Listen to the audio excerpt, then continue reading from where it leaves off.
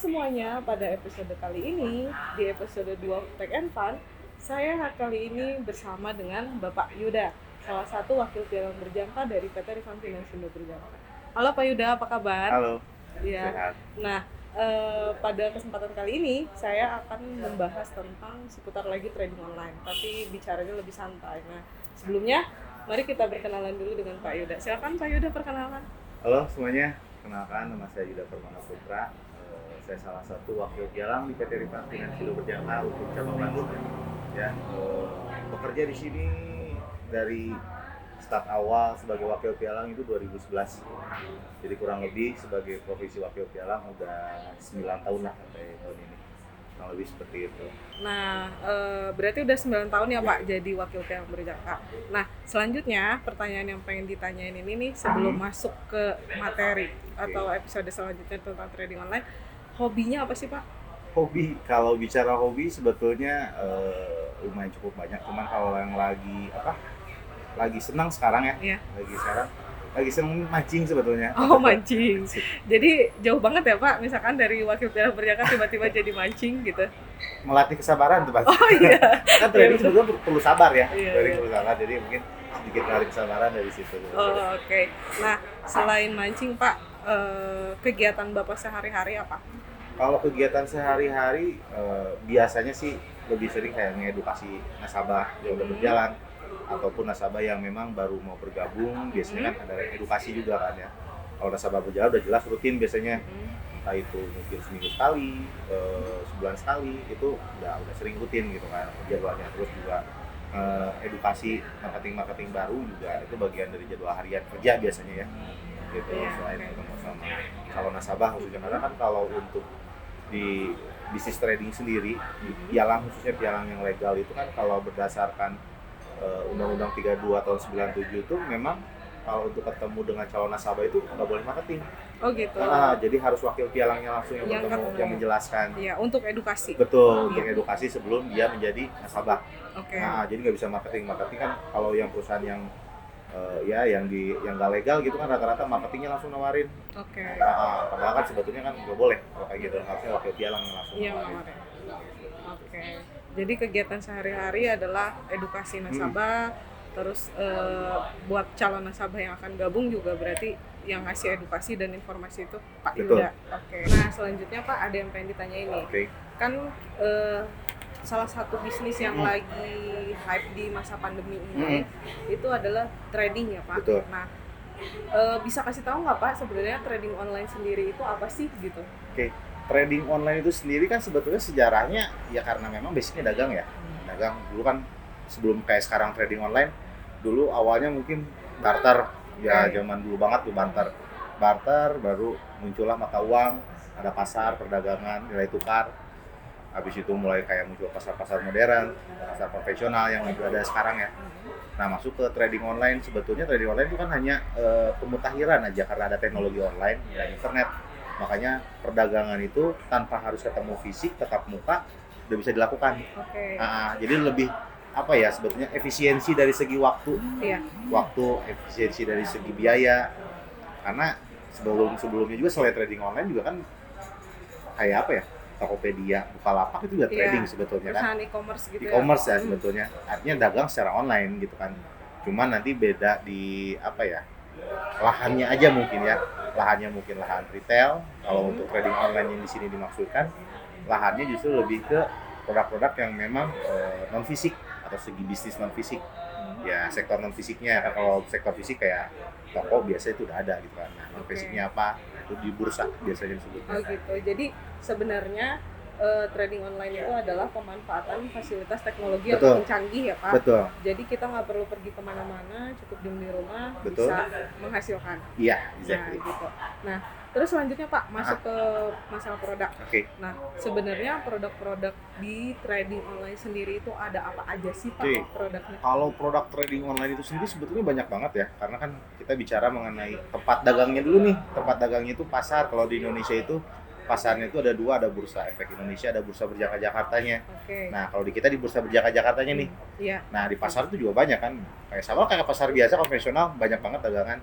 Nah, salah satunya kalau di bursa itu dari sekian banyak produk yang ada di pasar, nah yang bisa ditransaksikan lewat khususnya yang di PT Rifan, itu ada 3 sektor. Yang pertama sektor indeks, indeks saham. Indeks saham artinya nilai indeks suatu negara. Nah, kalau di Rifan itu indeksnya indeks Hong Kong sama Jepang, disebutnya Hang Seng sama Nikkei. Nah, oke. Yang kedua itu ada komoditi. Dari sekian banyak komoditi, ada kayak komoditi tambang, komoditi perkebunan kayak kakao, sawit, lain gitu kan, jagung gitu komoditi. Nah, salah satu yang masuk ke PT Rifan itu komoditinya itu komoditi emas. Komoditi emas ada. Terus sektor ketiga di sektor falas atau valuta asing, mata uang atau disebut forex kalau kita. Itu dari mata uang ada euro, pound sterling, terus Swiss franc, Jepang yen, Australian dollar. Jadi ada 5 total, kurang lebih ada 8 produk yang bisa ditradingkan kita. Jadi 8 produk itu bisa ditradingkan ya, betul. Pak? Nah, kan tadi ada forex, betul, ada indeks, dan ada komoditi. Betul. Salah satunya komoditinya itu emas. Betul. Nah, sebenarnya Pak, di masa pandemi sekarang ini, yang benar-benar lagi hype untuk ditradingkan itu apa sih Pak? Oke, kalau produk yang lagi hype ya buat sekarang kondisi tahun 2020, khususnya sih kalau lihat bukan tahunnya ya, karena kondisinya sekarang lagi pandemi ya, lagi pandemi. Bisnis sektor real khususnya juga udah lumayan turun. Beberapa negara mungkin kalau kita lihat di berita udah masuk zona resesi juga ya. Betul. Nah, salah satu yang bisa dibilang alternatif kondisi saat ini yang lagi hype itu komoditi emas. Komoditi emas. Kenapa? Yang pertanyaan kenapa sih harus emas gitu kan? Itu. Komoditi kan banyak gitu ya, khususnya yang tambang gitu kan, ada batu bara, perak gitu kan, atau nikel bahkan mungkin. Kenapa harus emas? Karena emas itu adalah istilahnya safe haven atau lindung nilai.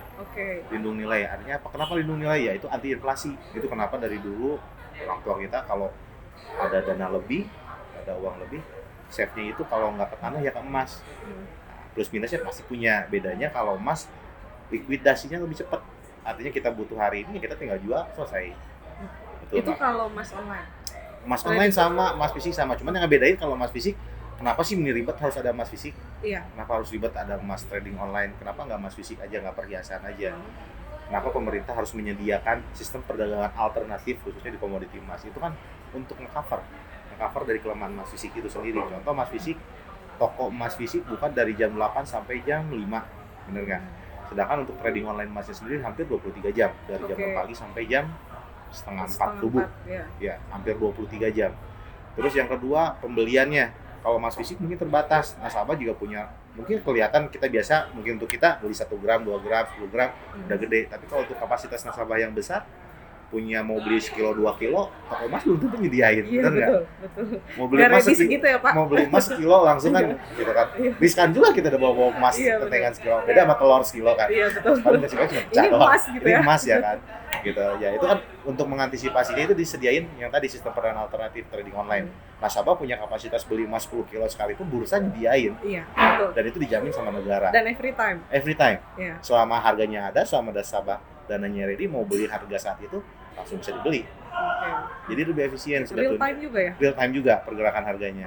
Nasabah bisa cross check, bisa ngelihat, dan itu pun pergerakan harga global ya, artinya nggak cuma trading di Rifan harganya beda sendiri, nggak bisa di cross check, bahkan sampai ke situs-situs kayak internasional yang global, CNBC, Bloomberg, CNN, Kitco, Gold, itu udah bisa transparan. Kalau sekarang kan teknologi itu udah mudah ya. Artinya nasabah bisa nge-cross check lebih transparan itu apa enggak sih harganya gitu kan, dibuat-buat atau enggak sih. Jadi nggak perlu cek toko sebelah gitu. Nggak usah cek toko sebelah kayak film ya. Harus kayak gitu. Iya, oke. Nah, selanjutnya nih Pak, sebenarnya apa sih yang perlu dipersiapkan dalam semua hal, maksudnya? Karena kan trading itu yang pertama butuh ilmu, pengetahuan kan. Nah, selanjutnya itu apa sih Pak yang perlu disiapin? Oke. Yang perlu disiapin pertama kali mau trading online itu apa sih? Yang pasti dana ya, karena kalau nggak ada dananya nggak mungkin bisa trading. Semua juga ya? Iya, semuanya. Mau sektor bisnis apapun yang pasti dipersiapkan dananya ya. Itu yang pertama, dana. Yang kedua sebetulnya pengetahuan mengenai trading itu sendiri.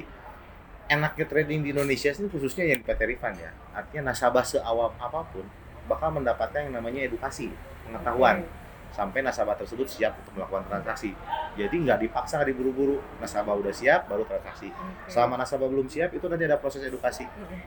Jadi yang harus dipersiapkan selain dana juga pengetahuan betul yang Iya. tadi, pengetahuan tentang trading online sendiri itu nanti diberikan sama PT Rifan. Oke. Walaupun nasabahnya misalkan masih awam, Betul, selamat mereka punya dana tapi awam tentang awam trading. baru banget tentang trading tapi minimal mungkin pernah dengar tapi mau coba karena nggak ada yang ngebimbing biasanya. Iya, iya Ya, betul. pernah dengar selentingan tentang trading itu apa, cuman kayak nggak ada pegangan nih Iya, harus kemana iya, gitu kan. kemana sih ini perlu Betul. tahunya di mana gitu. Belajarnya di mana sih? Nah, itu fungsinya. Jadi sebelum begitu nasabah gabung pun nanti kan dijelasin sama wakil pialang ya. Wakil pialang dijelasin, diedukasi sampai nasabah betul-betul paham dan siap untuk melakukan transaksi sendiri. Dijelaskan mengenai peluang keuntungannya, dijelaskan mengenai resiko yang ada di dalam trading itu sendiri, bahkan sampai ke manajemen resikonya, bagaimana cara mengantisipasi karena yang namanya trading itu kan bisnis ya, dagang. Oke. Ya, sama halnya dengan bisnis konvensional ada yang namanya resiko, tapi yang namanya resiko itu memang nggak bisa dihilangkan bisnis apapun ya. Iya, iya betul. Tapi bagaimana how to manage the risk gitu kan, Iya, artinya betul. gimana caranya memanage sebuah resiko. Iya, oke. Bukan cara menghilangkan, karena menghilangkan udah jelas nggak bisa. Nggak Tapi kalau untuk memanage, meminimalisir itu ada caranya. Oke. Nah, itu nanti yang kita tunjukkan ke Iya. calon nasabah kita, bagaimana caranya memanage sebuah resiko Resiko. agar tetap akumulasi akhirnya tetap plus. Oke. Gitu kurang lebih.